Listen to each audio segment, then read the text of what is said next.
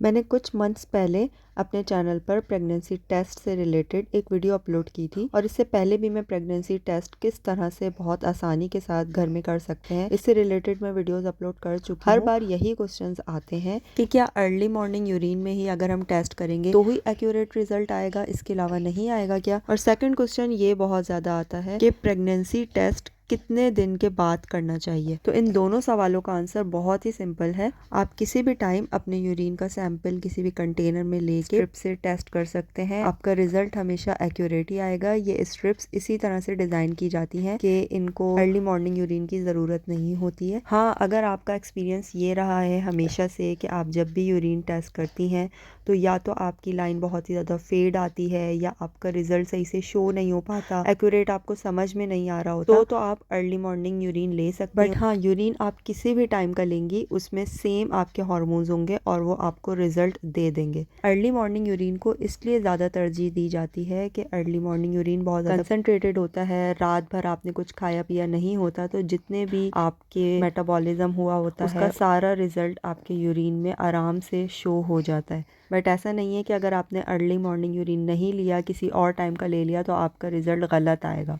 इस स्ट्रिप को इसी तरह से डिज़ाइन किया गया है कि इसमें गलत टेस्ट नहीं आता है। तो इस बात से तो बिल्कुल बेफिक्र हो जाएं कि हमें अर्ली मॉर्निंग का ही इंतज़ार करना है, नहीं तो हम टेस्ट नहीं कर पाएंगे, गलत हो जाएगा।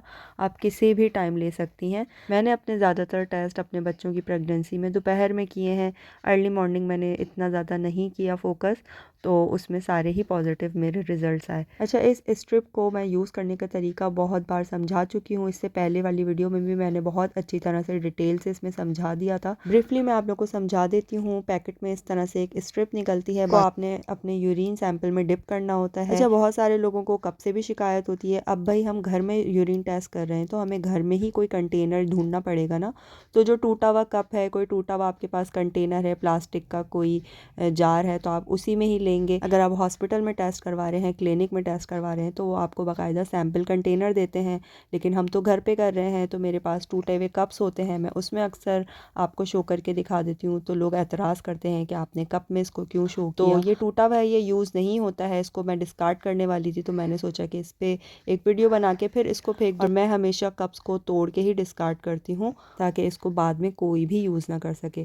प्लास्टिक कंटेनर्स को तोड़ना मुश्किल होता है, तो इसीलिए मैं टूटे हुए कप्स को ज़्यादा प्रेफर करती हूँ कि इनको एक बार यूज़ करके उसके बाद डिस्कार्ड कर दिया जाए तोड़ने के बाद। तो जी, ये बात भी क्लियर हो गई। अब बात करते हैं सेकंड क्वेश्चन के बारे में कि पीरियड्स रुकने के कितने दिन के बाद हमें टेस्ट करना चाहिए तो हमें एक्यूरेट रिजल्ट मिलेगा। तो इसका आंसर ये है कि आपके पीरियड्स जिस दिन रुके हैं आप उस दिन भी टेस्ट करेंगे तो आपको रिजल्ट मिल जाएगा। बेहतर ये है कि एक दिन का वेट कर लें। अगर आपको पीरियड्स आने हुए तो वो उस दिन आ जाएंगे, अगर नहीं आने हुए तो आपकी स्ट्रिप ज़ाया नहीं होगी एटलीस्ट। और यहाँ पर डिप करने के बाद भी कोई रिजल्ट शो नहीं हो रहा था तो मैं अक्सर इसी तरह करती हूँ कि जब कोई रिजल्ट शो नहीं होता तो मैं दोबारा से इसी स्ट्रिप को यूरिन में डिप करती हूँ, वही 5 सेकंड के लिए, और फिर दोबारा से छोड़ देती हूँ। तो देखें इस बार कितनी जल्दी से रिजल्ट शो होना शुरू हो जाएगा। फॉर एग्जाम्पल, अगर आपको महीने की 10 तारीख को पीरियड्स स्टार्ट होते हैं और 10वीं तारीख को इस बार आपकी पीरियड्स नहीं आए तो उस तारीख को गुजर जाने दें और उसके अगली तारीख को यानी कि 11 तारीख को आप टेस्ट करें।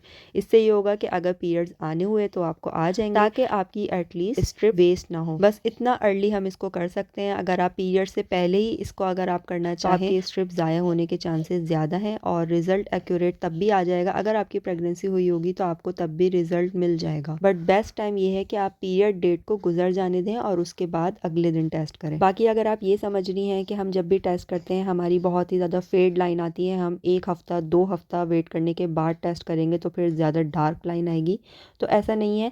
अगर आपको फेड लाइन ही आनी होगी तो फेड लाइन ही आएगी, अगर आपकी डार्क लाइन आनी होगी तो आप पहले दिन भी करेंगे तो डार्क लाइन ही आएगी। बाकी एक क्वेश्चन ये भी बहुत ज़्यादा आता है कि क्या फेड लाइन आने से प्रेगनेंसी पॉजिटिव होती है या नहीं होती है।